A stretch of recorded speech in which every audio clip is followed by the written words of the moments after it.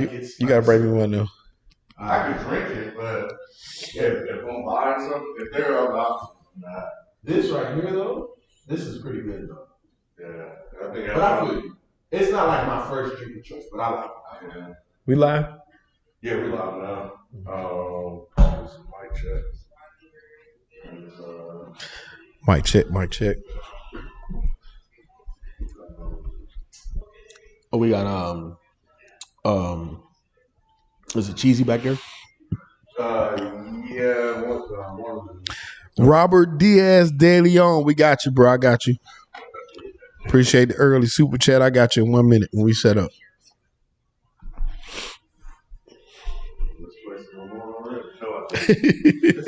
You gonna have to, Damn, Ken. You gonna have to put a leash on that remote.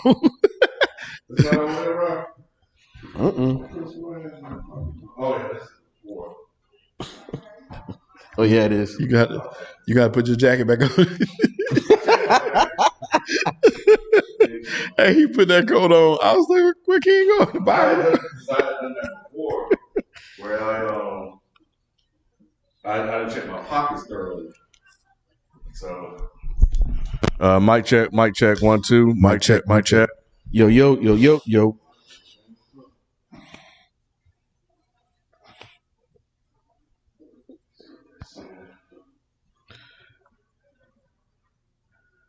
Can y'all hear us?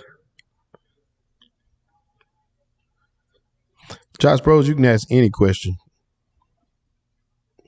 Any question, Josh Bros.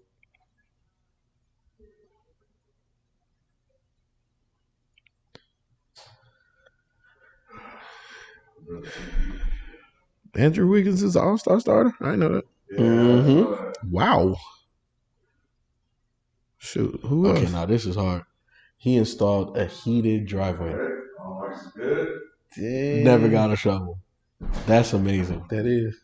That's amazing. I was gonna do my bathroom floors are supposed to be heated, but I changed my mind the last minute. I was like, I ain't spending. It's a lot of work. It's the money. Yeah, that's what I'm saying. I was like, no. Yep. I was like, how often would I need heated floors? So I'm gonna jump. It's a very luxurious thing to have.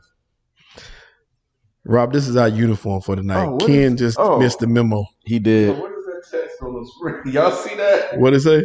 Enter your name here. What the hell? Enter your search here. Okay. I don't think that's displayed, but I don't know. I haven't taken a chance. Oh, I think that's from like here somewhere. Yeah. There we go. I think that's the game. I need to look at the starting list because I ain't even looked at it. I'm sorry. So the All-Star stuff just come out. Yeah. Okay. DeMar's a starter as well. All right. Let's well deserved. I mean, that's deserved, yeah. But I still wouldn't think that they would vote for him. For DeMar?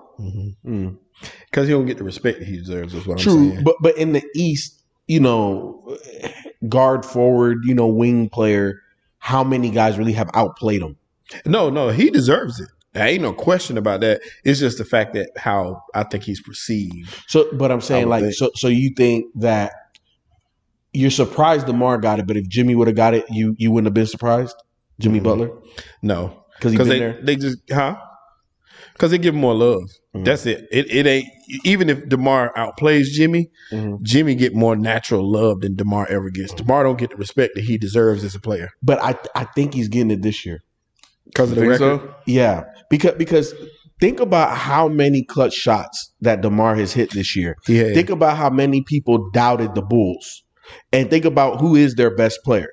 Remember earlier in the season when we did one of these and I was watching the game, I called it Zach LaVine's team. Yeah. This is really DeMar's team. It is. Zach LaVine is the sidekick. It ain't a question about it. Yeah. And that's what makes it good. Yeah. Because remember, I want to say it was like maybe the third or fourth game of the season. Yeah. It was very early. But after, the season has progressed, man, like DeMar this season is getting the respect. Because I think he was very obviously, going against LeBron all them years in the East. Underwhelming playoff performances year after year. Yeah. It was earned. It was earned. Yeah. But I think the respect this year is very earned. And I think people are really talking about it. Because think about it. how many people really thought Chicago was going to be that good? I know I was. Yeah, you did say it early. Yeah, I was waiting to see. You said it. You said it early. You really did, and I was like, man, you crazy. It's gonna be the same move. And look, here's the thing, man. I got to give myself praise when I hit, but I missed too. I'm I'm human. I missed, but something about Chicago, man, it just felt right.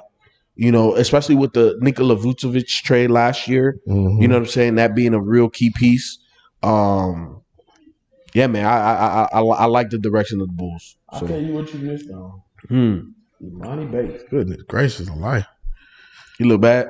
That whole situation looked bad. It just looks, it's a rough looking situation. He averaging about 10. Okay. Damn, let me get into it.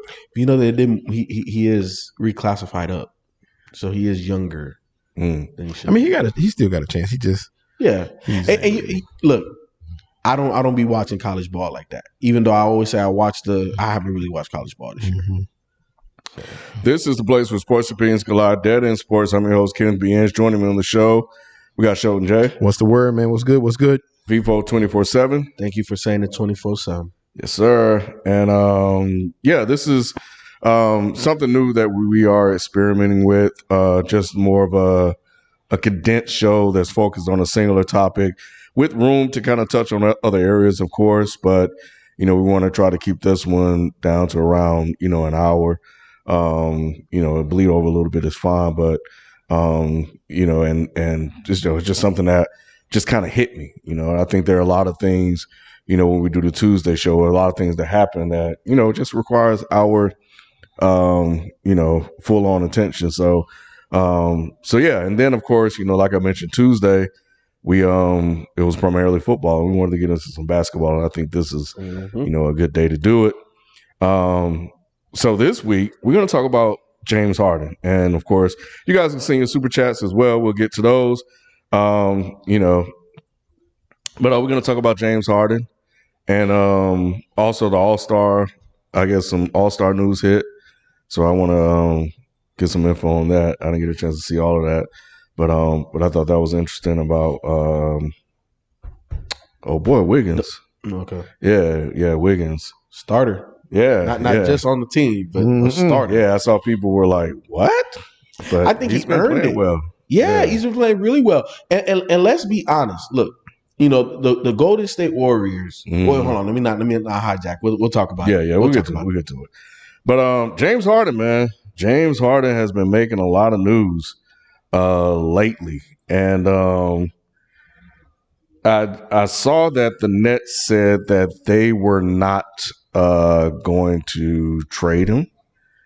And I also saw that he will explore his options, in the offseason, free agency. And there was a report that came out. I want to make sure I give the guy that wrote about it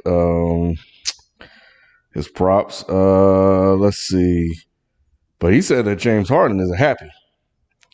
Jake Fisher said that, he isn't happy in Brooklyn. And a lot of those, he cites Steve Nash, inconsistencies. The Kyrie thing too, right? Who? The Kyrie thing too, right? The Kyrie thing is another. Part-time playing. Yeah. Yeah. I knew that a lot of different things is going on. And I think the other thing, he just said that he's never been a free agent. So he just kind of want to be entertained by that. Even if it leads him back to Brooklyn. So all of that being said, there was also news that he wants to go play with Embiid in Philly. So it's a lot, man. It was a lot. It was a lot more than I thought it was. So I guess, man, let me start here. If you have all of this stuff coming with you, why wouldn't you trade him? Should they trade James Harden if they have the possibility of losing him in the offseason? In my opinion, they're between a rock and a hard place because, with him, you're championship contenders. And especially with Kyrie being part-time and not being as dependable. Without him and also KD's injury prognosis, if he, you keep him there, you got a chance to win it all. You trade him and those hopes diminish. You know what I'm saying? But you keep him there, you may lose him for nothing. Well, for nothing. So you really between the wires. It's kind of like how Green Bay is. Well, the only difference is he's not a free agent, but the Green Bay Aaron Rodgers thing is similar to that. Like, dang, should I keep this man or should I let him go? And in my opinion, you just keep him because it's championship or bust. He's going to play. He ain't going to sit out like Ben Simmons. He's going to play. I think it's completely different. I don't like your analogy at all because with the Aaron Rodgers situation, it's not a trade. You're not getting nothing back. Aaron Rodgers gone, you got Jordan Love. That, you know what I'm saying? You know what plan B is. You know what I'm saying? With this Brooklyn situation, in my opinion, you let him go. You know what I always say? Why deal with that? And I honestly think there's only one player that makes this particular team better that you do trade for. Who's that? Ben Simmons. James Harden had to change his game to play with Kyrie and KD on this squad. Kyrie said, bro, you the point guard. I'm going to go get buckets. And we know James could do that, but we've also seen James put up 50, 60-point triple-doubles. We've seen him do that. Right. We've seen him be lead guy, scoring, assisting, ball handling, all of that. With Brooklyn, he had to be different.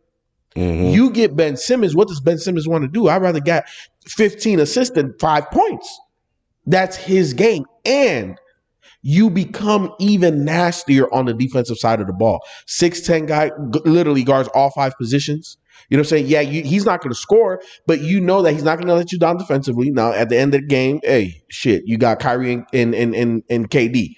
What more firepower could you? You don't need Ben Simmons to do nothing. You know what I'm saying? So I like it. And that's the only scenario because that's the only value that you're going to be able to get. Everything else is going to be a package, a bevy of things. And I think that the way that the Brooklyn Nets are constructed with a big three, Ben Simmons fits. And then obviously on the Philly side, James Harden fits perfect with Embiid. Yeah. Pick and roll. James Harden can get his own bucket. Embiid can get his own bucket. Who's the best lobber off of the pick and roll? James Harden. How many times do we see Embiid get easy buckets like that? Rarely. The last time we saw it was when Ben Simmons was playing. Yeah. You add James Harden to this squad, they are one of the favorites. And also you add Ben Simmons to that other squad. And to me, they're even a bigger juggernaut.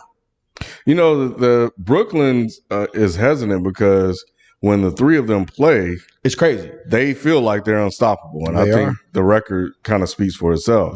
So I think that's why they're like, you know, I don't want to trade him yet. But if he's unhappy and there were reports about him being frustrated, you know, and he came out and I don't know, he didn't jump on the reporter, but he told the reporter, he was like, yeah, if you don't hear it from me, then it's a report or whatever. He said, but I'm frustrated because I want to win. And this came after the Lakers game when they lost that game. And he felt like there wasn't enough help. I think it's interesting that Nash is now coming up in the conversation. And you know what Kyrie said? We don't have a coach. We don't need a coach or whatever. And now here comes James Harden expressing frustration with Nash as well. So I'm with you, man. I think they are between a rock and a hard place. And I think about like if I was running this team, right, what would I do? And you're really running the risk of getting nothing if he walks. Yeah. And do you want to chance that?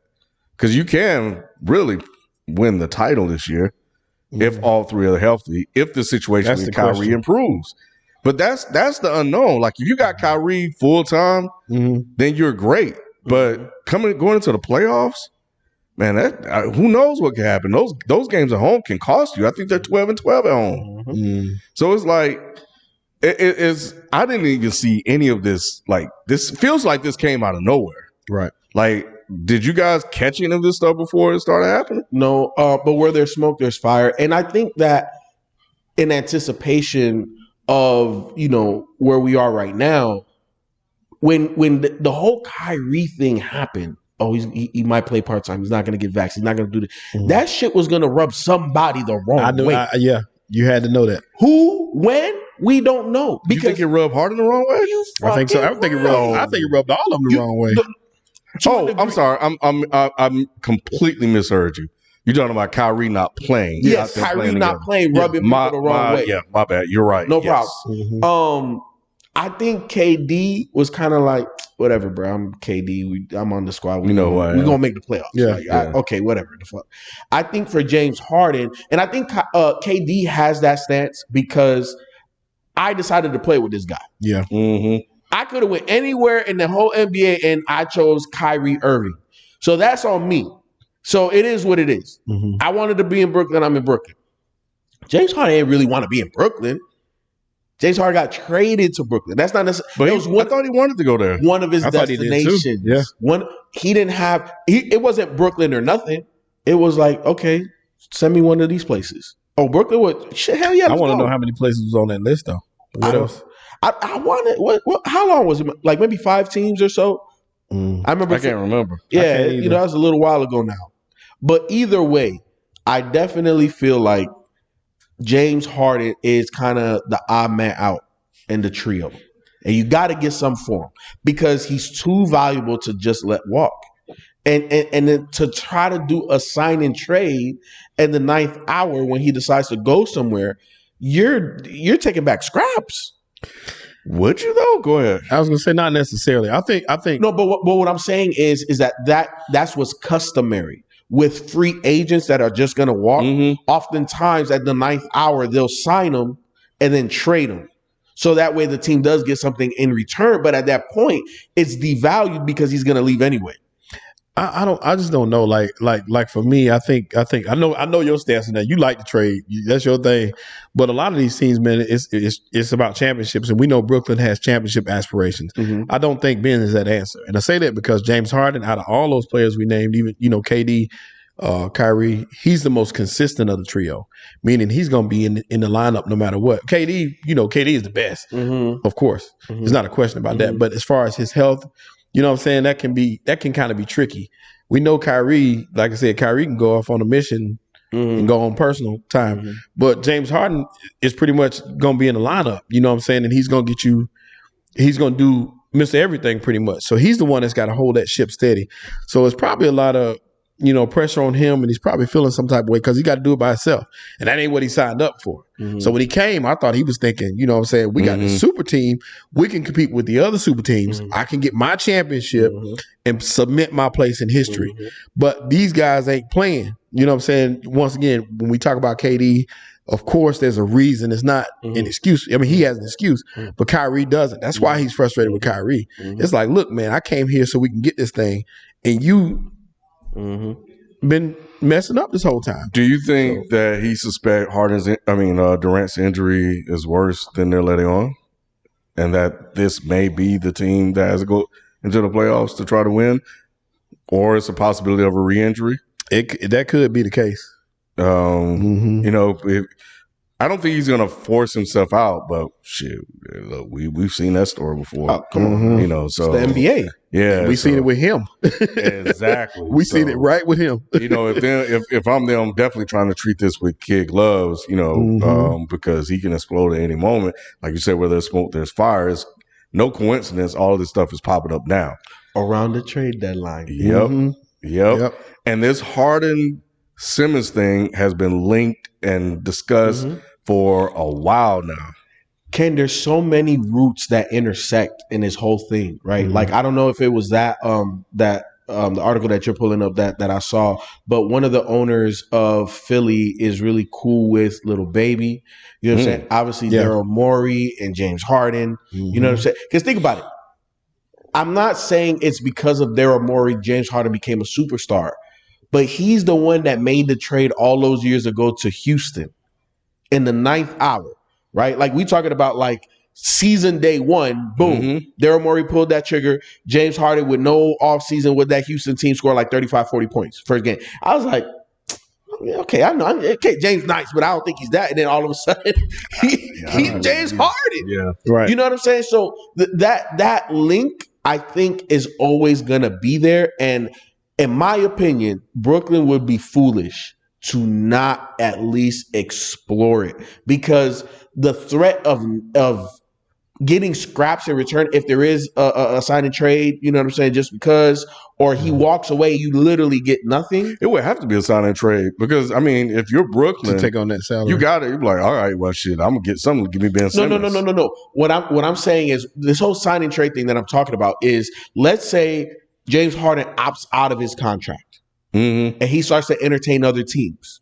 And let's say for whatever reason, let's say he wants to go to New York just to spite Brooklyn. Just throwing a scenario out there. Let's say, and at that time he decides to go to New York. He could negotiate between Brooklyn and New York Knicks so that way he could get a little bit more money because of the bird rights. Brooklyn would sign him with the agreement to trade him to New York for XYZ. Because in the offseason, you don't have to match everything. It doesn't have to be 1-to-1 like it is in the regular season. But let's just stick with Philly. That's where he wants to go, according to Kendrick Perkins. Yeah. And go ahead. I'm sorry. No, go ahead. But in saying that, you can do that anytime because they ain't gonna do nothing with Ben Simmons. They've already said they're not good. So if you know you got that trade, let's ride this season out. We can get, and we'll do the sign and trade later. We still get Ben Simmons. You still get him. We good, or he stays here with us. I think the only way it really happens if James Harden goes to management and say, "Hey, trade deadline's here. I want out, or I'm walking." Right. If he gives him that ultimatum, the trade is happening. Yeah, that'll be the only way. And the thing about it is, I wouldn't want Ben Simmons right now. Like Ben Simmons, you talk about smoking fire. I wouldn't. This guy is a quitter to a lot of the guys in the league. 100%. But here's the thing though: 6'10", IQ out the wazoo, all NBA first team defender. All of those accolades don't go away. He doesn't want to be in Philly. And also, is he rested? Is he going to be rusty? Probably, but we don't rely on his points. Right, exactly. You know what I'm saying? We rely on athletic ability, IQ, and just the aura that is Ben Simmons. Now here's the thing though, Shelton. He's fresh. He's going to be fresher than everybody else playing in the NBA. If he comes in right now, even with Kyrie playing part-time, what does that do for that team? It means that KD gets easier shots. Who's generated the most open three-point shots as a passer? Ben Simmons. Kyrie's scoring, I don't know where it's going to go, but I know efficiency for everybody else is going to go through the roof. You could play him as your small ball five. That would work out so well for Philly, man. Both teams. I mean, to get James Harden for a guy that's been sitting for whose trade value has basically been falling. Yeah, and that's the thing. And I'm gonna read this super chat. I'm gonna get all the super chats. I promise you. I'm just reading this one because it's related. Drink more water. You are absolutely right. I agree. He says Ben Simmons isn't a championship player. His weakness is too glaring for a contender to seriously trade for him. Rebuilding teams will trade for him. I think about that. I think about. I like Ben Simmons. Y'all know that's why I'm a Sixers fan. I'm a huge Ben Simmons fan. But to say I would trade for him in the midst of a championship run without seeing him all year, with the way he ended last year and the way he would refuse to compete this year, I can't say I do it because those players are watching games like we are. He's refusing to compete in Philly, though. Of course. But why? Like, if for me looking on the outside, looking in, you mad because they got on you because you messed up. But that's only a part of it. That's only a part of it. Because think about how far it goes back of Simmons and Embiid not really gelling like that. Right? And this is really more of a Kobe Shaq type of thing. It's my team. It's my team. They're both young and wanting to be dominant. Correct. And we also seen that most of Ben Simmons' best games is when what? When Embiid not playing. Yep. Correct. You know what I'm saying? So don't fucking come to me talking about Embiid ain't a fucking or I'm sorry, Ben Simmons is not a dog. Ben Simmons was in his head. We saw what Ben Simmons was, but you don't make Rookie of the Year, all first team defensively, and all NBA, and you be. And look, let's. If he doesn't have a chip on his shoulder to prove everybody wrong, that's a good point. You know, like, and that will go to your point. Yeah, because he don't. Ben Simmons is not a dog. No, I think. Oh, you don't think he's a dog? I don't. I love Ben Simmons. Like you already know that's one of my. What do you mean you don't think a dog in what way? Because we can't depend on Ben Simmons to score when we need him to score. Period. But on that team, you wouldn't have to. Yeah. He would. What do you mean? Because think about it. Like we said, these two guys are out. on the nights when they're out and you need a bucket, who gonna get that bucket without James Harden? Look, James Harden will get that bucket. Ben Simmons ain't gonna take Ben would get that bucket. Yeah, I'm gonna go Skip Bayless because Skip Bayless always brings up this point about Ben Simmons. That night in Utah when that man went 45 and whatever else he did, like he went ballistic. He can do that, but he's not gonna do it consistently. I ain't saying he but can't. in the play, but okay, look, when we talking about championship, you got to make your path through the playoffs. We talking playoff basketball. Even if it was a duo with KD and Ben Simmons, you talking about two damn near 7 foot guys that can handle, push the ball, get the rebound, and just go. Man, what? It sounds good, but then again, you think about it. Like I said, what's your last memory of Ben Simmons on the court? I understand that. Him passing up that dunk. That's all I can understand remember. that. But I'm willing to take the flyer on Ben Simmons than letting James Harden walk. I'm willing. I'm not that big of a gambling man. Yeah, I'm with you. If I, like you said, if I know James Harden's gonna walk and I know I have no shot, then I may explore pulling that trigger. But if I got a chance to keep James at this moment, I would. I mean, just because, like I said, at this moment, if you don't have those other horses, you can't win with a Ben Simmons in that roster constructed without those two. If this happens and they don't win the title this year, because the Bucks still are pretty good, and Kyrie is still a part-time player, it's going to be interesting how we look at this team, Harden, Kyrie, and KD if they don't win a title. But on the flip side, looking at the potential marriage of Harden and fucking Embiid, can't stop it, man. That's Kobe Shaq. Yeah. That's Penny Shaq. That's Magic Kareem. That's scary. Whatever small, big you want to duo you want to compare. That's scary. Bruh. That's scary. And now that's Especially like they you don't said. have to give up that much. If Right. Ben Simmons is the key, if it's James Harden for Ben Simmons, and then you throw in all these ancillary pieces, if you can still keep, Maxey, Thibault, or whatever. Maxey, especially. Man, you got a loaded team. Yes, sir. And the way they playing without Ben Simmons, and it's just fucking Embiid. Yeah. Tobias Harris has taken a step back. He's basically like, a role player on this team. Well, he is. He's a glorified role player. He's just an overpaid role player. Yeah, but last year he was. What did he do tonight? He had 33 and 14 in the last game. I don't know what he did tonight. He hit a couple of big threes. Like, I was like, that's Tobias Harris. Yeah, he had 23, 4 and 5 tonight. I think he last year he tried to be a little bit more than what he was. Yeah, he's averaging 18 and 7. But I think he's kind of settled into his spot on this team. Yeah. I'm like, it's Embiid, then it's me, and I'm going to play off you. Yeah. He should be he's better suited to be the third guy. Yeah, but 18 and 7 is good numbers, but it's third guy numbers, not 100%. Second guy numbers. Yeah, so I don't know, man, but that's interesting. So we'll see. I think if this was 2K, somebody asked if we were playing 2K. If we play 2K, I haven't played much of it. I do play 2K. I haven't played much. But if this was 2K, and I would ship him out because I would know the inner workings of Kyrie's situation. Because either management going to have to fold on that and be like, all right, you know what? We're going to let him play, but I think it's illegal. Or the KD thing. And if those situations don't improve by trade deadline, he might be out of there. And we got to watch that. And Bucks will be going for their second time. Well, I don't know. Yeah. No. Wait. Why would you wait? Well, hold on. Why would you make that move now to give Philly a weapon when you're in the same conference? Correct. Yeah. You would have to do this in the offseason. All you're doing is stacking them up. You ain't going to give them him. Unless Harden walks in says, with that. That's where I'm going. Yeah. With that threat. That's the only way. All-star teams. Well, let me say this one super chat because it's related again. I'm trying to get the related ones in. We them boys. What's up, we them boys? He said Ben Simmons is a liability. He cannot play the fourth quarter, Feefo. He cannot shoot the ball and he can't shoot free throws. So in saying that too, it's kind of difficult to say that he would come in. I mean, he's special. When we talk about the things he can do, we talk about a special player. But will he do those things is the question. You know what I'm saying? If I gotta make you do the things you do best, and I gotta be afraid of if you're gonna do them. Now, defense, we know he's gonna do that. But if you playing defense, who's gonna put the ball in the basket on that team? KD and Kyrie. Exactly. If there's asterisks by both. That's what I'm saying. So on the nights when KD Next year it'd be different though. Oh, we talking going forward, that's one thing. But when you in championship win mode now, which most teams are, most teams ain't, a GM ain't playing for next year. Most GMs are playing for right now. So in saying that, it's kind of difficult because all you think about it, you think about long term, but more than anything, you think about winning this year.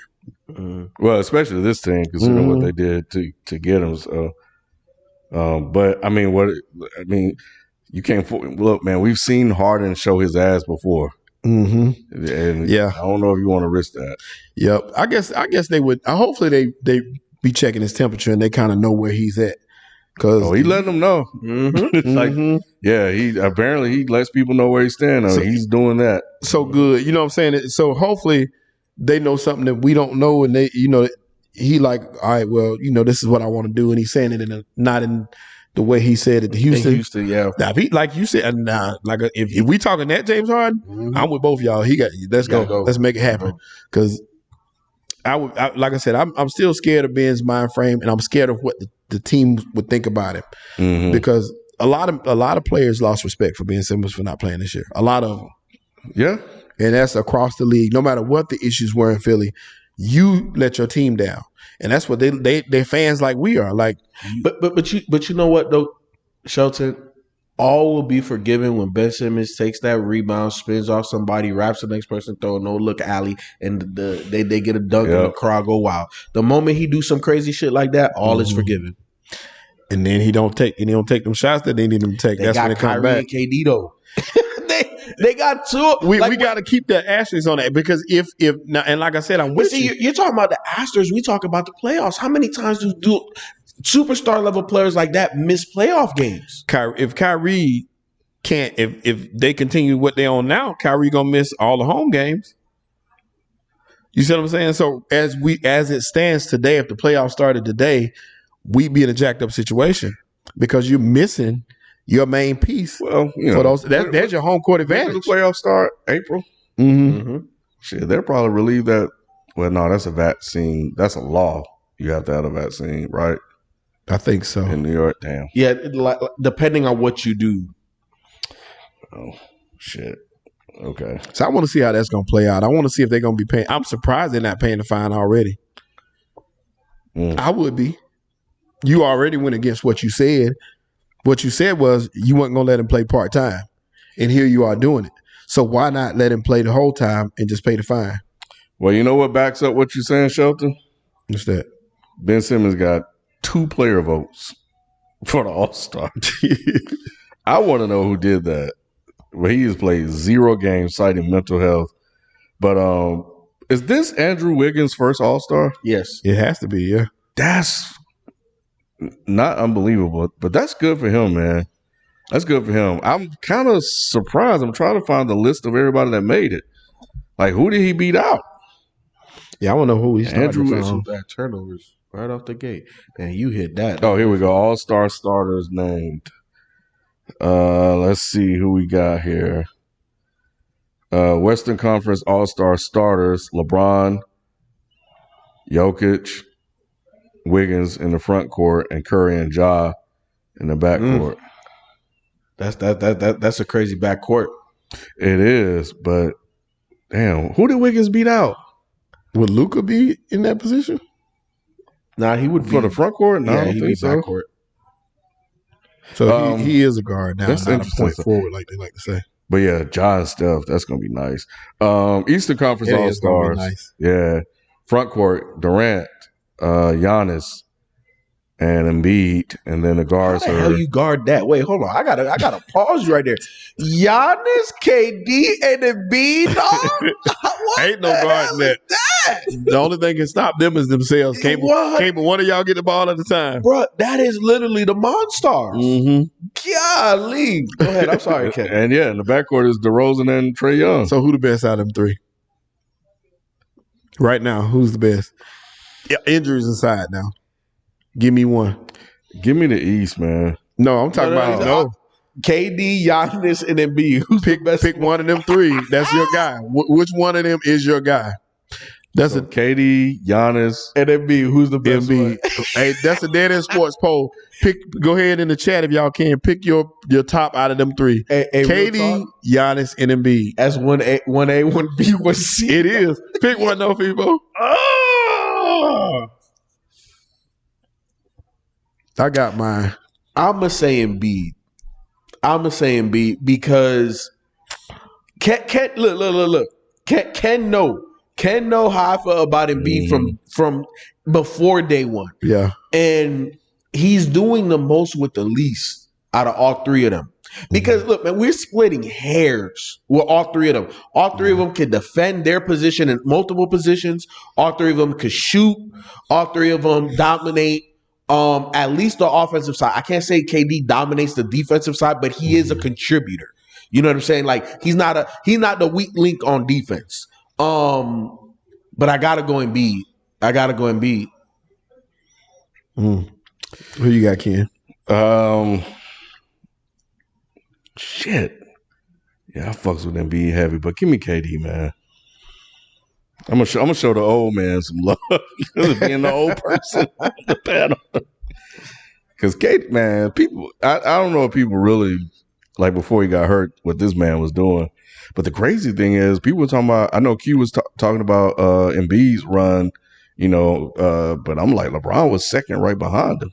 Mm-hmm. And LeBron's getting a lot of love, but KD's been balling, man. Mm-hmm. All three of those dudes, all four of them dudes been balling. Yeah, those are the four best. No, okay, so a top five, you got to put Steph in there. Mm-hmm. That's the top five of the NBA. He's in the shooting slump right now. But he's not. Wait a minute, say the top five right now. So it's LeBron, Giannis, KD, Embiid, and Steph. And there's a close. I would take Steph out of there. Joker. Mm-mm. Oh, Joker in there. Damn, I forgot about that. Joker's, but he's still not the one. Yeah. Joker, he's on a nice run. Joker, right if you're talking right now, Joker would take KD out.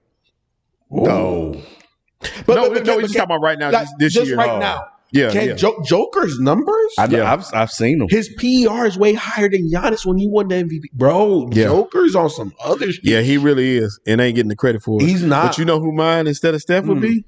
Ja. Ja's elevated. Ja, you could make a case Ja was the real number one pick in that draft. Oh, for sure. Oh, yeah. For sure. I mean, I honestly wouldn't have picked it no different. Maybe. No, you got to go Zion. But you have to go Zion. Yeah, but you ain't never seen nothing like you have to go. Yeah. Like, I put it to you like this. Even if Zion is the biggest bust ever, nobody will ever say you was wrong for taking that man. Because we saw him on the court. And we seen it. So, and he'll be back. Yeah. Like, he's just taking this year off. That's it. And I believe so, too. Yeah. I think he'll come back with a vengeance. Yeah, he wants to get out of New Orleans. I'm starting to lean with Q on that. I've been since the beginning. I've been saying it too. When they got rid of Lonzo, Ken, that was the beginning of the fucking domino. He wanted to go before that, though. You remember? It's always been about being in a bigger market the whole time. True, but here's the thing: winning cures all. And number one, they picked the wrong damn head coach. Oh, that was the biggest thing. That was the biggest thing. And then you got rid of the nucleus that fit perfectly. Correct. What is we doing now? Right. What the hell? No, bruh. No. And I want my max dollars. my top. Think about it. This is second year. This summer he's gonna be up for an extension. That's crazy. I need all my coins. Mm-hmm. So there's nobody better than Wiggins. Nobody this year. I'm trying to think of who could be better too at that position. And I don't want to. Even on, he's been hurt. Okay, so because it's just the thing is that I'm happy for the brother. I ain't shitting on the brother. It just seems weird to hear Andrew Wiggins' name as an all-star starter when we know there's other talent there. Kawhi's hurt. When you start reeling the names now, LeBron made it. It creates those opportunities for him. Minnesota don't really have nobody, you know what I'm saying, at that level to be the starter. You know, I definitely think there could be a couple of bench players off of that squad. Y'all think LaMelo's going to get in? I think he is. Y'all think Anthony Edwards going to get in? He might. Yeah. He might not. The only reason he probably won't is because of how good Cat is playing. It's kind of like a lot of these nights. I'm just thinking there's a void created because of all the injuries and stuff. It might give him. Oh yeah. You talking about like to get in? Yeah. He's been playing like crazy. He's been playing good. Because you know one big name that I don't think is gonna make it, but just might make it just off the name, Dame. Oh no, Dame's hurt. Dame's hurt. Yeah, Dame's hurt. Yeah, so that's out. what I'm saying. Like their bodies dropping that could give some of these young cats that have been playing well a chance to get into the All-Star. You know, damn, because I don't think Dame coming back this year. No, Dame's not. But have you seen Anthony Simons? Yeah, I know. He's been nice. He needed to play anyway, balling, bro. He been nice. Like he just been sitting on the bench. I know he was coming off the bench. He would play well, but now as a starter, putting up numbers like that. Now you know, if I'm Portland, I'm like, shit, I might can get rid of Dame now. Like you probably won't be to rebuild. Yeah, to rebuild exactly. You got somebody that can play, that can hold you over, and then you can get some pieces or whatever. You know what level he's at? He's like a Shai Gilgeous-Alexander. Yeah, you know what I'm saying. That's a good comparison. An athletic guard that can shoot. You know what I'm saying. High IQ. And now he's in a situation where he's upping his value. You know, and it could be one of those things. We always ask, okay, well, if I get rid of him, how do I replace him? Anthony Simons is a cheaper replacement. Yep. You know, and it's something that you could build around. Like maybe he can't, maybe he may or may not be Dame. We don't know. But, you know, he's getting that opportunity. And it depends on what you get back. Yeah. It definitely depends on what you get back. But, you know, that's another one that I think that needs to be traded. Obviously, it's not going to happen this season, but I think they got to let CJ got to go too. It's about time. I was on that last year. So now you think it's time? It's time. It's time. It's honestly, it's time to blow up the Blazers because you're paying too much for the production that you're getting. Yep. Nah, I agree. Carmelo Anthony got All-Star votes. He's been mellow. playing well. He is, but All-Star worthy? He's mellow. It's popularity, bro. He Hall of Fame, bro. Damn, I sound like Nick tonight. I'm looking here. Averaging like 14 points a game. Yeah, I guess that's fair for him. Yeah, Donovan Mitchell's hurt. Damn, wait, what about D-Book? But he would be in the backcourt. Yeah, he'd be in the backcourt. He's not having a better season than either Ja or Steph. Nah, he's not. No. All right. Well, yeah. I guess congrats to Wiggins then. Yeah. Congrats to him, Luka averaging 25, 9, and 9. And who's starting in the backcourt? Steph and Ja. Yep. Dang, that's fine. Well, it is. Yeah. I know it's fine. For you I think I think we should be playing some positionless basketball. Ja went like. He did. You know what I'm saying? Like he really. And the thing is, we always compared him to like I know I did. I think we made those comparisons here on the show to him to being Wade. Like we were watching him in college and stuff like that, and it's like you're starting to like see it. So it's crazy. I read in that article. This is just an aside that Harden's benchmark for rings was Dwayne Wade. He felt like he should get 3 in his career. I thought that was interesting that he said that. 3, bro. I think when you're great, Ken, I think like 2 to 3 should be the goal. You know what I'm saying? If you get there relatively quickly, then you know you up that goal to catch Jordan in them.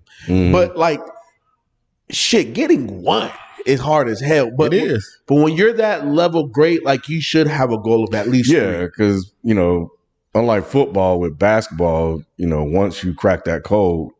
You have a run. You have a legitimate window because unless you got lucky, like Toronto. Yes, But if they brought that team back, who knows? But nah, they have if you put together, which is why what the Lakers did was so fucking stupid.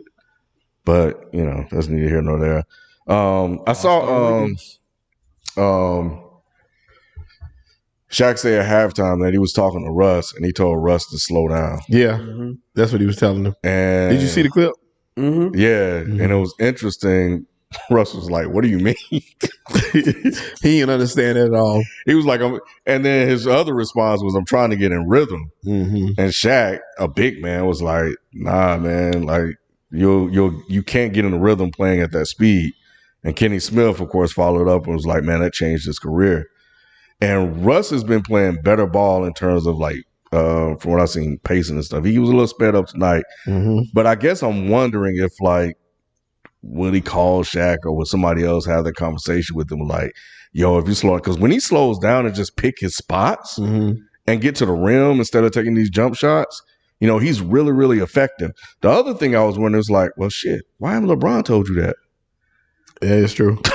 Well, you know, Ken, I think sometimes, you know, especially year one, it's difficult with people that are at your level to have those type of conversations, right? Like, look at D Wade and LeBron, and I understand. And think about it, they were friends, like they tight, you know. And I could only, you know, apply it to myself. Like I always felt that I could have those conversations with Rod and B, but you know, on the court and stuff. But sometimes, depending on how I really felt, I knew I couldn't say what I really felt at a time just because of the friendship. But I think that, you know, with Russ being there, he's a former MVP. Yeah, but Average a triple-double for like 3 seasons. I'm fucking LeBron. You're LeBron. Multiple titles. Went to the fucking championship, 9 years in a row? 100. I can tell you any fucking thing. But Right. And I beat your ass in the finals. But we know that LeBron is the ultimate teammate. And I think LeBron doesn't want to ruffle feathers. No, I feel like you, that. and I don't want to blame LeBron for this. I just thought it was interesting, like that. And I guess the other thing is, why hasn't anybody reached out to him before to tell him this? Because What if they have? They probably have. Somebody probably has said this before. I don't know. You think for him to be like, what do you mean? That's an odd response if you never heard it before. That probably was the response he had to them other people too. Like,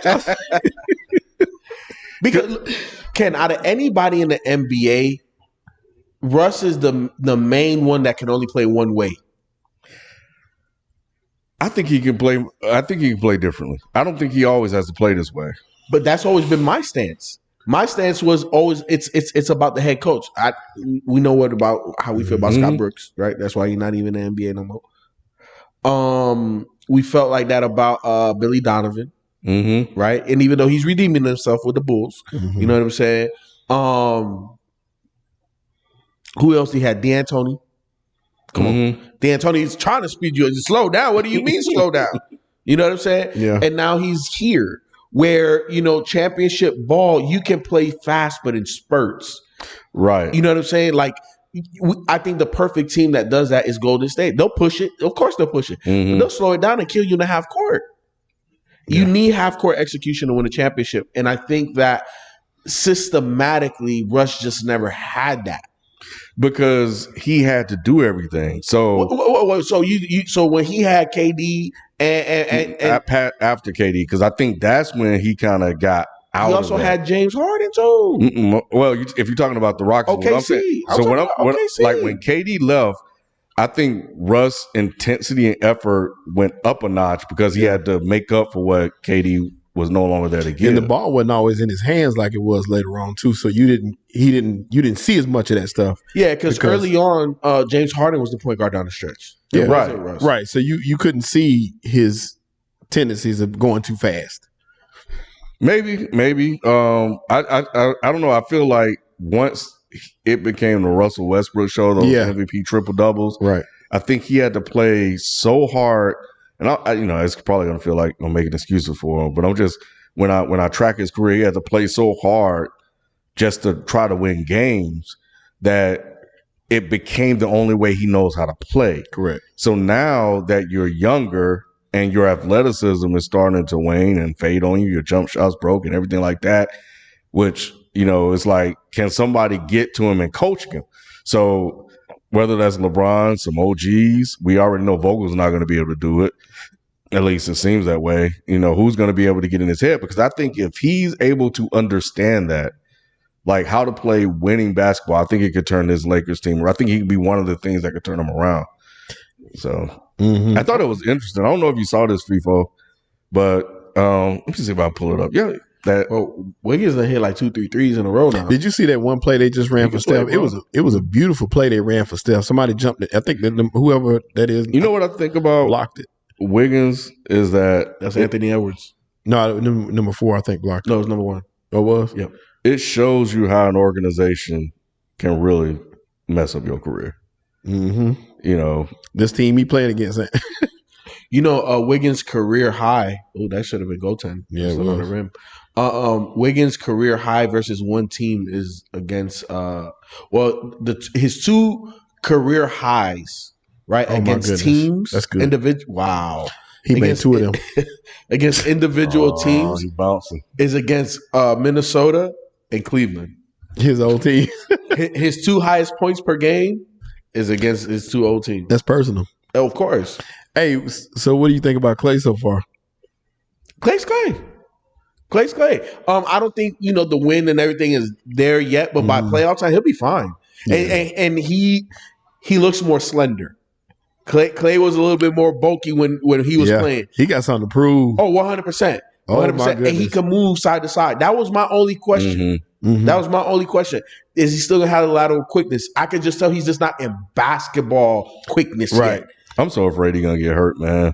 Of course. So I hope he tweaks it. Yeah, the other day that was scary. They said his knee was sore. But I think it's gonna be natural. I pray that he stays healthy. But it's crazy how that team, like, everybody got a chip on their shoulder, and a team that talented with a chip, that's unfair. Yeah, like it is. Yeah, but Golden State's been up there for almost a decade, though. Yeah, but I'm saying but now they got a chip on their shoulder because they heard the talk. You know what I'm saying? Everybody heard Steph gonna get out of here. Trade Draymond. Oh, okay. Yeah, that's it. You trade. Yeah. Steph done, and the dynasty is over. They heard 30 all now. That. They heard all that. They was like, oh, okay. Yep. And then they got the young boys, but man, Kuminga and Peyton. Hey, I didn't know Peyton had bounce like that. Oh my gosh, bruh. That's what he's known for. But he plays a veteran game. Oh, 100. Who's his daddy? His dad, bro. There you go. That man had experience before he played in the league. I'm thinking to myself, because let me tell y'all, and I'm guilty of this. When they let go, they had Avery Bradley on this team. I was like, how you going to let Avery Bradley go? They cut him. I was really upset about it. I was like, you need a veteran piece on this team to blend in with these guys. That's going to help. GP2. Man, they ain't need no Avery Bradley nowhere near this team. Avery Bradley need to stay with the Lakers. And you see, my light skin folk. What's his name? You know I'm bad with names. Jordan Poole. Yeah, Jordan Poole still balling. Everybody, Anderson. Feefo, you over here betting on Jordan Poole, bro. Yeah, I know what my eyes tell me, especially when it comes to basketball, bro. Yep. What he's doing is, he's Jordan Clark 2.0. He is, and he's comfortable coming off the bench. Now 100%. He still can do. He was doing that leadership stuff when Klay was out. Now Klay back. He done fell back, but when he be on the court, that's his show. Is their who is their top 6'5" point guard? Sean Livingston. The game is more Jordan Clarkson, but the role on the team is Sean Livingston, bro. Yep. Big ass point guard. When we go small ball 5, I'm running point Steph's the 2, Clay's the 3, Draymond's the 5, Wiggins the 4. Yep. How the fuck you guard that? How do you guard it? And then I want to put a little bit of size. Wiseman go in there, bro. You got what's the big man? Belizma? What is? Is he still playing? Yeah, he is. Yeah. What's that? Oh yeah, he's scoring. This game. And you got Otto Porter. You got. You got all these guys, Toscano Anderson, all these guys you can run at people. They got warrior players. They do, and all of them interchangeable parts. You can go. It took them a minute to find those. Yeah, to refill the fridge. Yeah, because the cupboard used to be very full. Yeah, and then it gave a little bit bare, and then they refilled it a little bit, and then it was like, oh shit. Well, but I think they brought in people that didn't fit like their culture. And that's why I think they had to ship some of those guys out of there. They did. Bring some guys in. Like, but they just lost a lot of people. Like, remember Iguodala bounce? He went to Miami. That's what I was going to say. Yeah. I was about to mention him. Yep. The Iguodala is your Iguodala. You got it back. Yeah, you got it right back. Same role. Hey, hit some big shots every now and again, play some defense, make all the passes. Steph brother-in-law Damian Lee been playing some big minutes too. He's in the rotation heavy. And scoring buckets. So there's really no weaknesses on this team other than themselves. Sometimes they'll shoot themselves out of games, but they're a jump shooting team. Yeah, right. That's our base. We're gonna live and die with this shot. But it's gonna work more times than 100%. I wouldn't want to see them. And here's the thing, like I remember when Charles Barkley years ago saying jump shooting teams can't win a championship.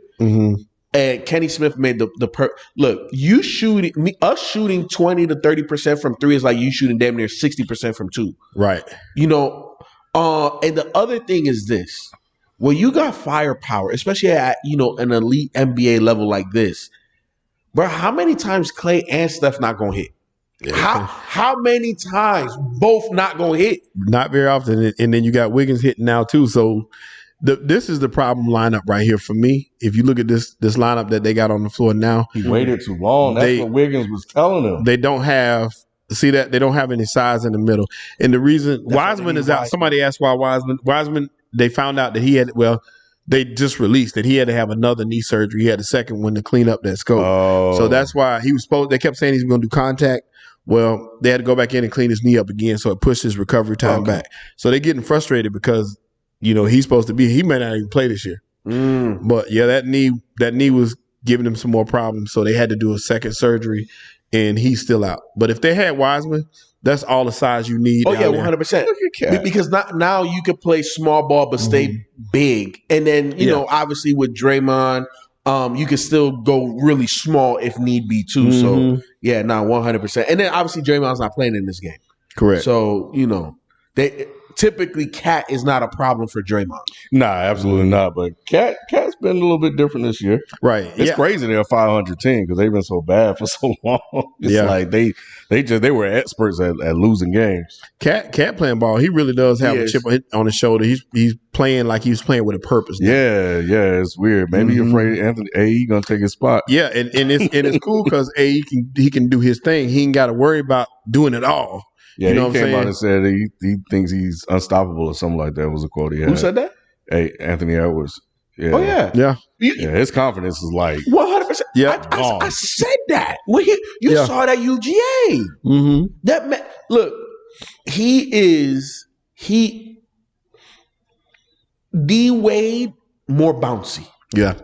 And super and D-Wade was super confident year one in the NBA, but it took him some time in Marquette to get mentally to that point. This dude was like that since high school. I remember watching him in and here's the thing I like about football players that become basketball players. Natural aggression. Yeah. He has natural aggression. If there's a dive to the ball, you're not going to that ball harder than me. It's innate in football players, and you see it. It translates. You know who else is like that too? Who's that? But he's more refined, and especially now, he's older. But LeBron. Yeah. LeBron brought a lot of football to basketball. Yeah. Especially early. Allen Iverson too. Perfect example. Bruh. When you get those guys that played football, man, it's a different animal on this court. Shaq, we get into the super chats and close out, but Shaq went off not went off, but he had some words about Ben Simmons.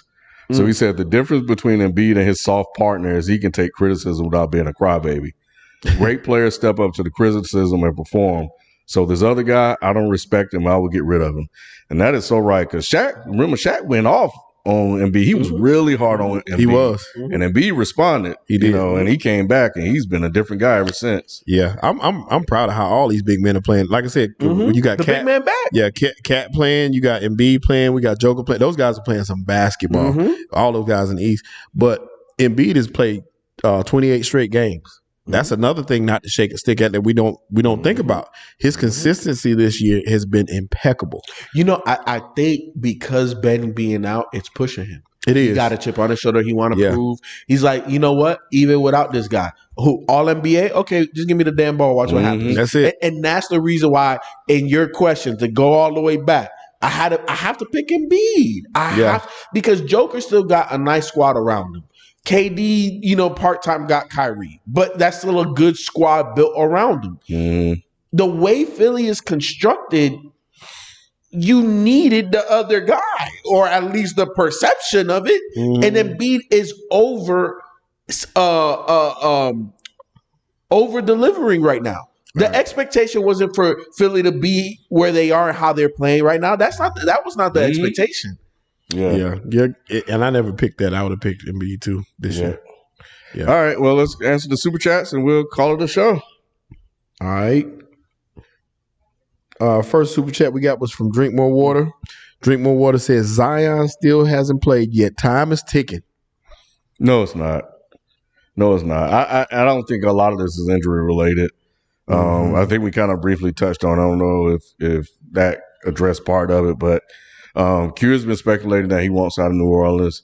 I'm starting to get that same vibes and feeling. I'm looking for small nuggets of information out there to kind of help support that without it being confirmation bias. But like I said, I've been saying that forever. It's been out there because his mom stepped up and said that a long time ago. Yeah, but that was like in year one when he was a rookie, and it's the same today. But I mean, at that point, you're contractually obligated. Who knew that it would morph into what it has morphed into? Because what I'm saying is that's been the plan all along. I just think that was like, look, we don't really want to be here. We being here because we got to be here. I'm here because I don't get fined type thing.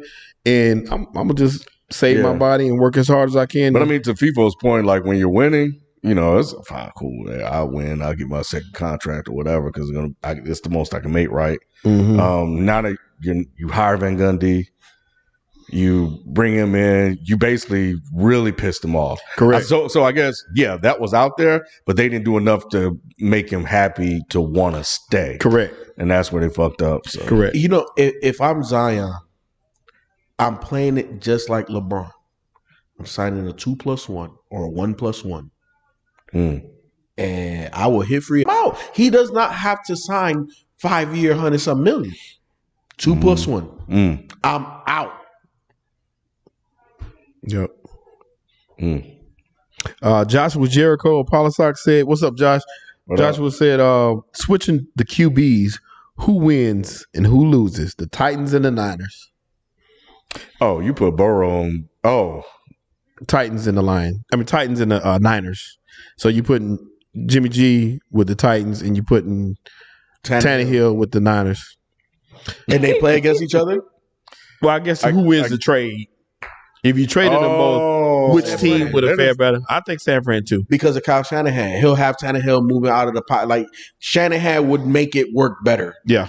Tannehill can, like you said, he can move a little bit better. He can do a little bit more with that San Francisco offense, I think, too. So I think it would be San Francisco. And I think the IQ is probably a little bit higher for Tannehill than it is for Jimmy G. You think so? Just a little bit. Enough. Yeah, they kind of mirror each other to me. Yeah. To me, I trust Jimmy G just a little bit more. The Tannehill? But then again, I take that back, though. What you're saying is probably true. It's just the actual action. Yeah, I think he'll be more conservative than Jimmy G. Jimmy G believes in himself more than he should. Yeah. Tannehill just makes mistakes. So I guess maybe they can't. They do. They really do. That's 6 in one hand, half dozen another. Josh Bros, what's good, Josh? Hey, Josh, man, we appreciate the love and support, man. You always on here going in. Josh Bros and Joshua, are y'all members yet? Y'all need to be members with us, man. Come on now. Who would you rank higher all time, Eli or Big Ben? I saw that today on ESPN. That's a conversation people having? Yeah. No, Big Ben. Yeah, it's automatic. Yeah, they both won 2 Super Bowls. Is why that's the discussion. But Eli only played in 2 Super Bowls. He didn't have an opportunity to lose a third. And to me, Big Ben was more of a factor as to why the franchise won. Never had a losing season. Yeah. Always been tied or above 500. So there you go. Yep. There you go. He didn't start to break down till late. Other than that, you had a dominant Big Ben. It was somebody 100%. You feared him more than you feared Eli any day. 100%. Oh yeah, yeah. Like the lineman couldn't bring him down once upon a time. Yeah, Eli, like, get the hell off. Yeah, Eli got hot at the right time. Go throw it 60 yards. And that defense. Yeah. Eli and that defense got hot at the right time a couple times and kind of caught lightning in the bottle. It wasn't a consistent fear. Nobody feared New York with Eli. They feared Pittsburgh.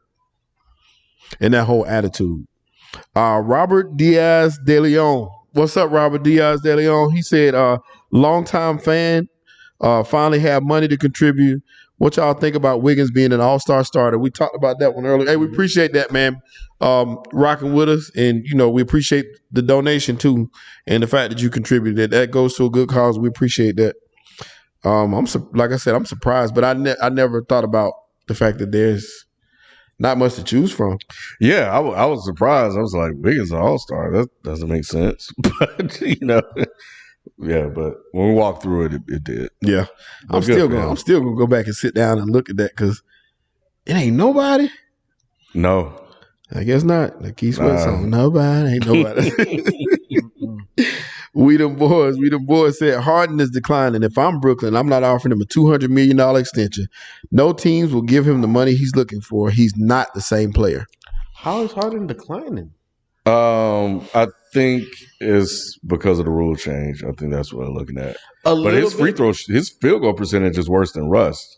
It is, but I think personally, A lot of people it's what's happening up here, the frustration coming out in a different way, and also he has to play different for this Brooklyn team to be successful.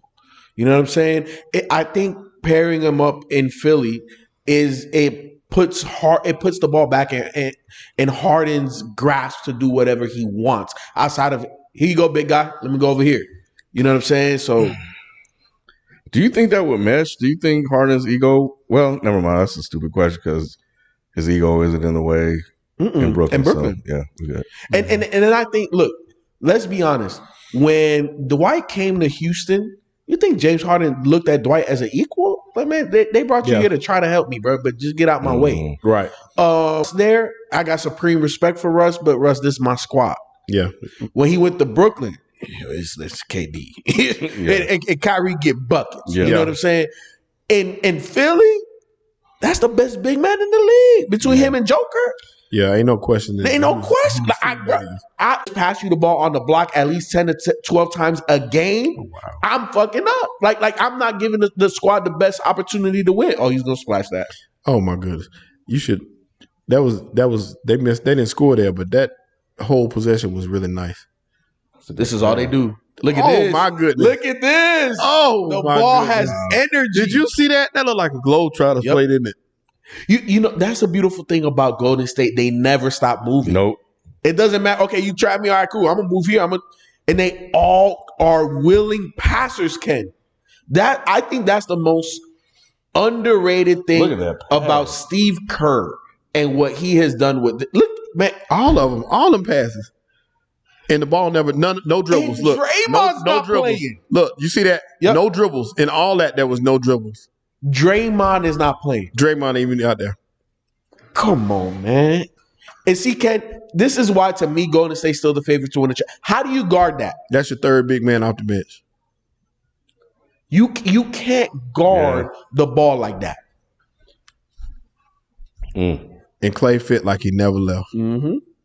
With his afro. And that headband looked like he come out the Y. He like he a YMCA player. Look. Oh, bust that.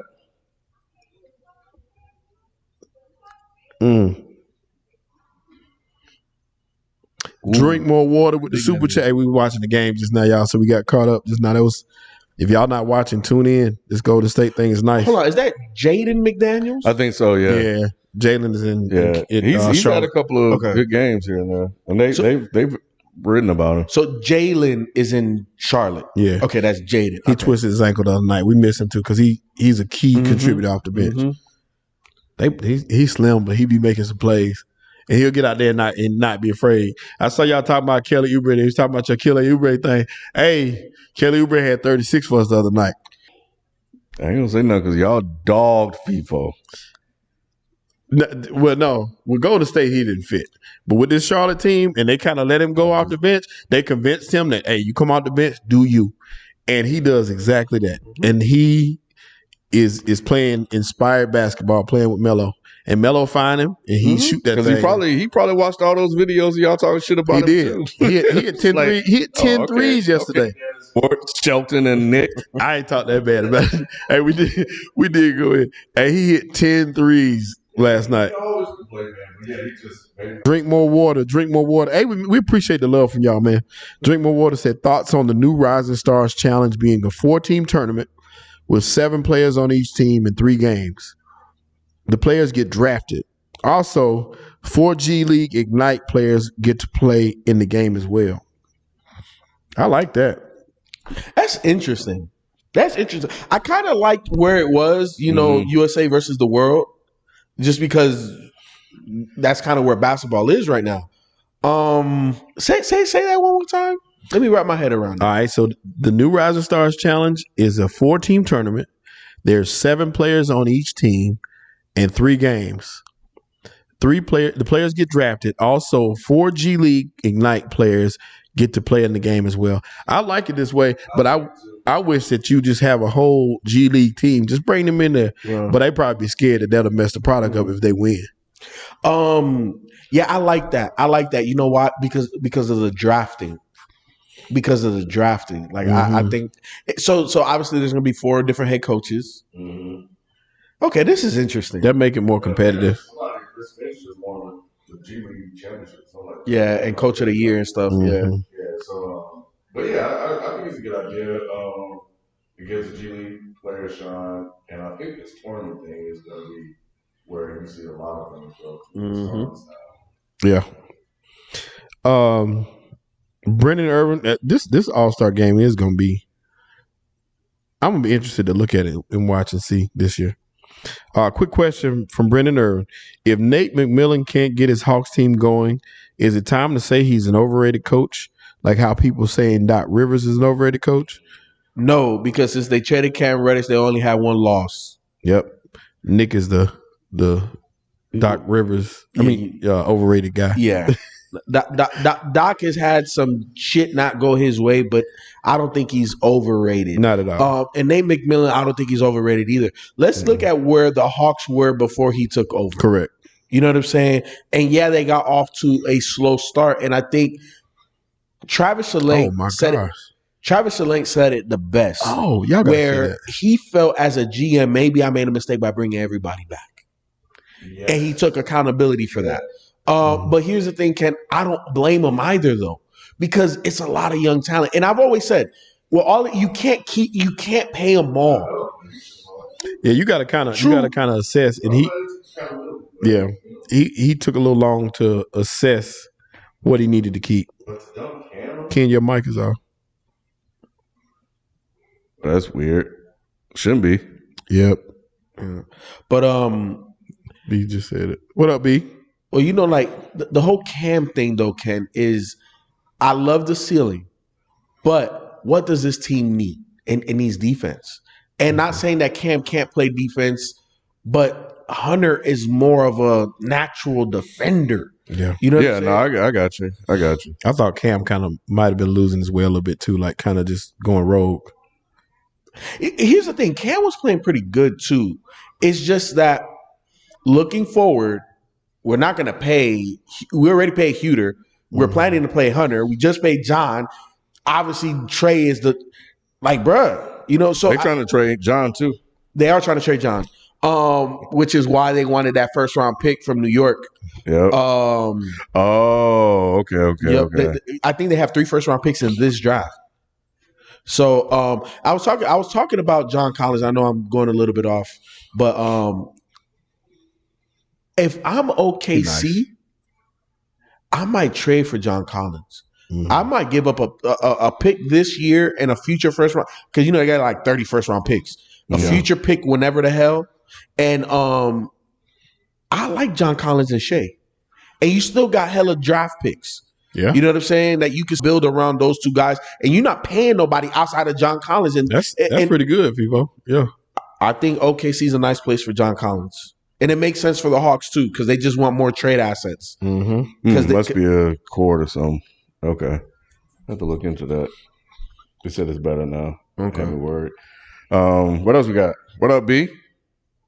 Josh Bros again. Josh, we appreciate the generous donation, man. I know y'all ain't Luka fans, but do you think he's being underrated or not getting his just due, considering he's averaging the same points as Ja, but also giving you 8 rebounds and 9 assists? What's their record? Who has a better record? That's the biggest question. Let me look, because I can't remember.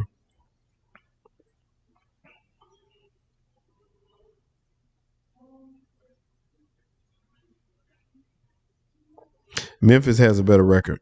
That's why. There it is. Dallas is 28-21. Memphis is 33-17.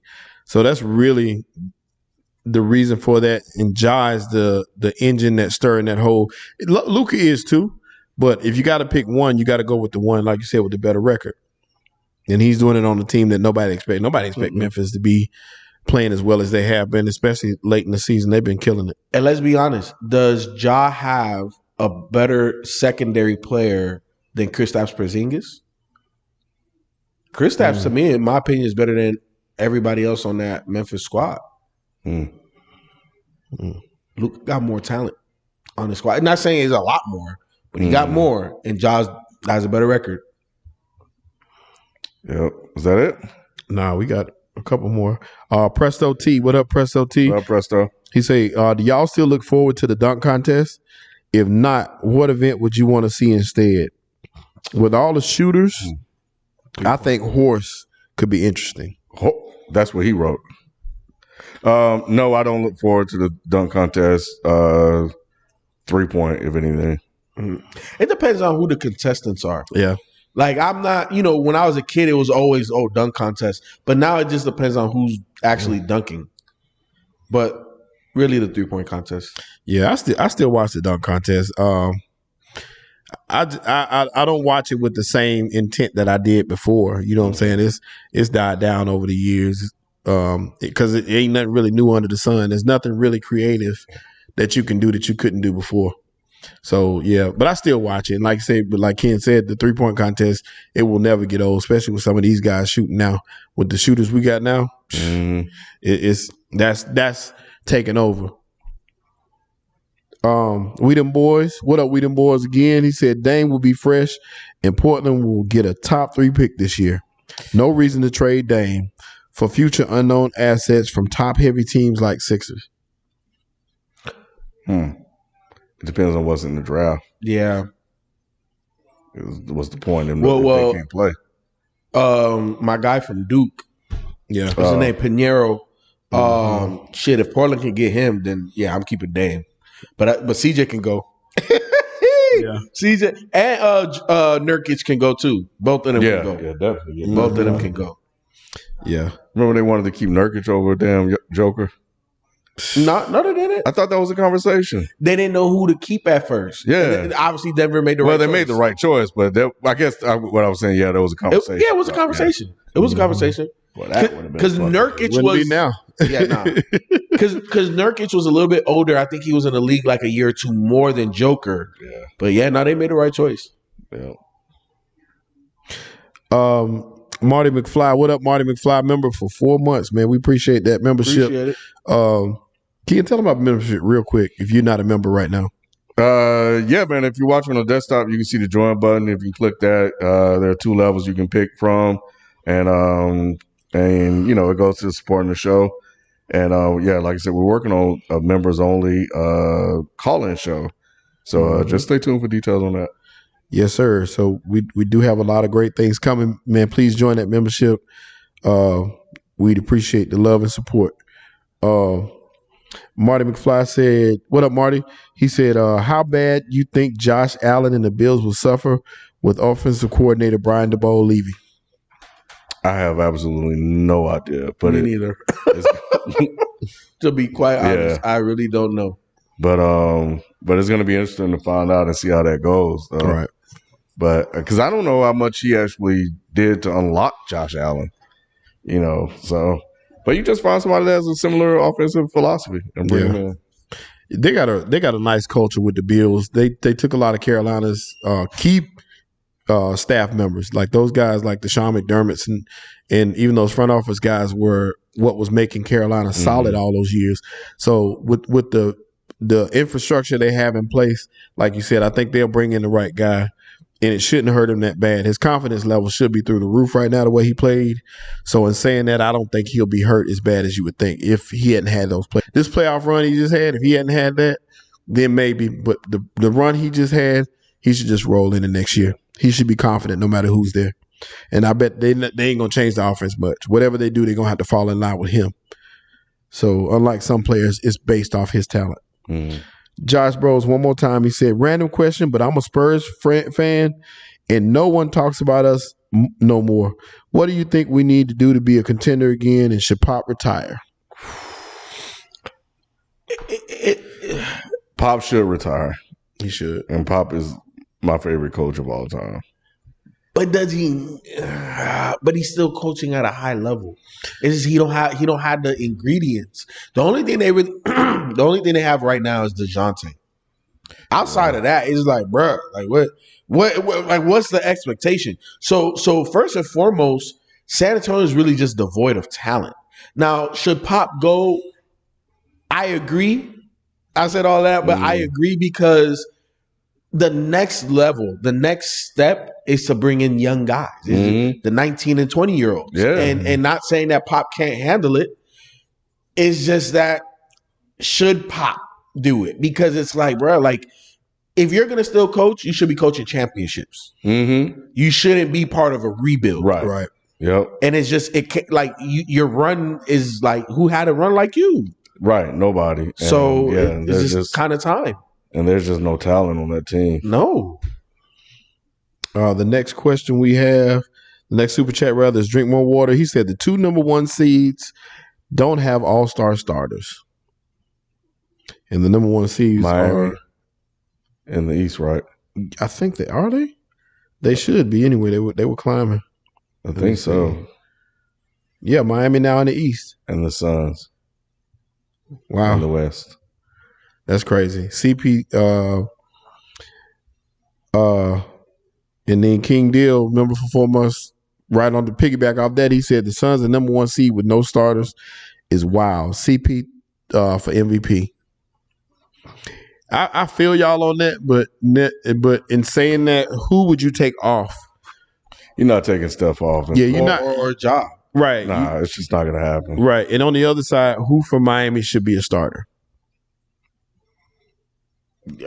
Maybe Jimmy, but Jimmy been off and on all year. Yeah. But over who? Definitely because he's a front court player. Oh, yeah. You're not knocking off and be Giannis or KD. Oh, right. Yeah. So, that, I mean, you know. Yeah. So in saying that, I think it's dope that they're doing what they're doing, but it's more of a team concept for both those. Both those are team concept situations. Yep. So there's no clear cut, like, D Book should get consideration, of course, but D Book can get you 30 one night, and then the next night he can get you 18, and they still gonna win those games. And again, he has not played a better season than Steph or Ja. Right. Yeah. No matter what. So you really can't do that. You can't put them in there. These are individual efforts on some of those guys less lower than them. And this is an individual sport. Now you do if it's apples to apples though, like in the case of Ja and Luka, where scoring averages and stuff like that are about the same, then you can kind of go to record and say, well, that. But when you're talking about players that are playing at a superior level, it's just who's playing better. Yeah. You can't say that CP3 or Devin Booker are playing better than Ja or Steph, because they're not. Stephon Curry, you're absolutely right. Steph, and I was gonna say I take that back. Steph has been struggling for a while. He really has been in a slump. It's just hard to see it because he's still doing some magical things, and he'll hit the shot, a timely shot, more than anything else. So he ain't scoring 40 points a game right now. So it ain't the prettiest thing in the world, but for some reason it do look good, man. It just, I don't know, it's just working out. But he did start the season off on fire. He tapered off. But here's the thing. See, this is what equity is called. Or this situation, this is equity. Steph Curry has built up equity. Yeah, he could go 2 months shooting 7 for 21. Yeah. It's Steph fucking Curry. Like, shit, you can't leave him open. Double team him off the damn pick. What do you mean? Nothing changed. Steph Curry could go 0 for 30. And the next game, you double teaming that man. Still. You're right. 100%. That's equity. 100%. We got another super chat from CD Styles. He said, "You tripping, Feefo?" CD Styles, what country are you in, man? Where you at? CD Styles said, "You tripping, Feefo? The Grizz got way better overall roster. Bane, Jackson, Brooks, shits on the Mavs roster. They 10-2 without Ja for a reason." I think, I like that Grizz roster though. I like the roster, but I think it's comparable though. I don't think it's that much better. It's comparable. Okay, so I think the Grizz have more guys, but the better guy, like if we're taking the next 2 best players, in my opinion, they're on Dallas. Yeah, that's what I'm saying. So okay, Grizz got more guys. You talking about top end talent, the top 2, exactly. The top 3 guys on either squad. The best 3 is in Dallas, in my opinion, versus Memphis. If we're looking at the best 3, obviously I'm taking Ja over Luka right now, and then the other 2, I'm taking Dallas Mavericks over the next two best Grizz. In my opinion. Maybe I am tripping. But in my opinion, right now today, that's what I'm saying. Yeah. John Luca a wash. Porzingis. The old school. The old school. Bring it back, Cat. Did he tip that in though, or did that go? I think it went in by itself. I like this cat, man. I do. I know he got a lot to play for, man. He had, all that turmoil he had going on. The only thing I wish, just as a basketball fan, is that Cat was in the East. I need him and Embiid battles more. Mm-hmm. I need Cat and Embiid battles more. And that was the last super chat I got. One last thing before we get out of here, I was going to ask y'all about. Did y'all see that Julius Randle? This is the last game. Yes, he been playing some different kind of basketball. I wanted to get y'all's opinion on that too. But this last game, his plus minus when he was on the court they were minus 11. Who did they play? Miami? Yeah, Miami in this last game yesterday. When he was off the court, they were plus 20. And it's been that way for their starters versus the bench. Yeah, I remember I sent y'all that one game. I thought I was like, this got to be a misprint. All those guys had minuses, but it's been that way all year. So what is y'all thoughts on that situation? Overachieved last year. Thibodeau maybe wearing down on a lot of people, and I think Julius got the big head. I think that's really what it probably is. You cussing out New York Knicks fans and flipping people off and shit like that. He started feeling himself. He can play, but he started feeling himself. He thought he was one of the guys. Yeah. You took the words right out of my mouth. I was going to say he's not the guy. I said that last season. Yeah. I said that last season. Julius is nice. He's a piece. He's not the guy. He's just not that. Yeah. And this is the difference. This is the difference where a true all-star / superstar caliber player, they'll have their dips and their ebbs and flows, but at the end of the day, they're at this level. Right. Julius is just a cut below. I like him, don't love him. Right. Is he expendable? Yes. You know how many guys at his position I trade him for? Right. If you're not top 5, top 7 at your position, you're fucking expendable, dog. Right. It's as simple as that. It's as simple as that. He's expendable. Because he's more of a fit guy. You're not building the team. You build the team around Julius, you're not winning a damn thing. No, you're not going to win like that. And I think RJ Barrett is really immature still. I thought that at Duke. You know what I'm saying? He get props when he scores points, but I watch one game in particular. Yeah, and I saw, a couple times down, other people got shots. And I said, when he touches the ball this time, RJ gonna shoot that. I don't care where I just knew it. Like, it was about 4 possessions where he didn't get a touch. I said, when he get that ball, it's going, and I'll be damned if that wasn't what happened. And he wasn't hitting nothing. And I was like, that's him. That's what he does. It's not in the flow of the game. It's just, I ain't took no shot, so I need to take my shot. But that's why. But part of that is Thibodeau. Because I've said this for you, I love Thibodeau, but offensively, come on, man, he's very rudimentary. And I think that with a guy like RJ Barrett, you gotta scheme him a couple of easy buckets because he's a volume guy. Like, he gotta get going, and sometimes he's not the most agile, quickest. You know what I'm saying? He's a bucket getter, but I think that you gotta just get him open now and again. Like, who to me would be the perfect head coach for him? Pop. He get him moving. He gonna get him. He gonna put him in positions. Thibs don't do that. But yeah, it's just a lot to that team. And I was watching one game. I can't remember who the commentator was, but when RJ had the ball, he said he was like, just driving right. He was saying it the whole time, pushing right. And then they gave it to Randall. He said the same thing. He said, just keep pushing him right. They ain't gonna do nothing. I was like, dang, that's messed up, man. I hate that because there's a left-handed player.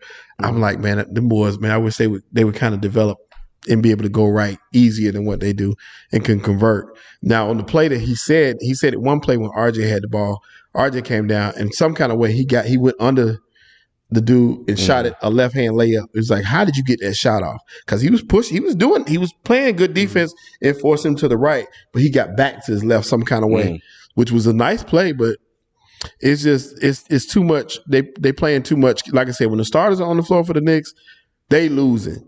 That bench get out there, the energy and the effort on both ends of the floor, they normally come, bring them back, but we seeing it this year. I'm gonna say something that if Nick is watching, I know he's gonna feel a type of way. I'd take Obi Toppin over Julius Randle. I don't think he there yet. I didn't say that.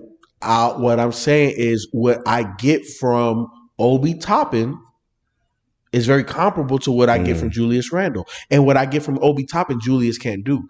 Obi is much more of a high flyer. Obi is longer than Julius. Julius is 6'9", but he has very short limbs. Obi's longer. Obi, in my opinion, is a better rebounder and shooter than Julius and defender.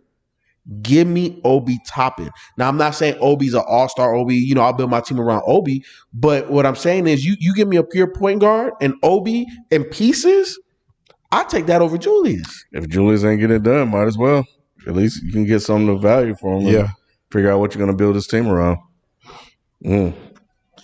Yes, sir. Well, anyway, that's the show, guys. We thank you guys for showing up. We gave you guys a basketball show. Appreciate all the super chats, man. It was a lot more than I thought it was. So yes, sir. Definitely appreciate all that, man. And, we're just going to keep doing what we're doing. And we'll be back Tuesday to recap football. Yes, sir. And we'll catch you then. We out. Peace. Peace. Hey, hit that like button when you get a chance. And please subscribe if you have not. Thank y'all.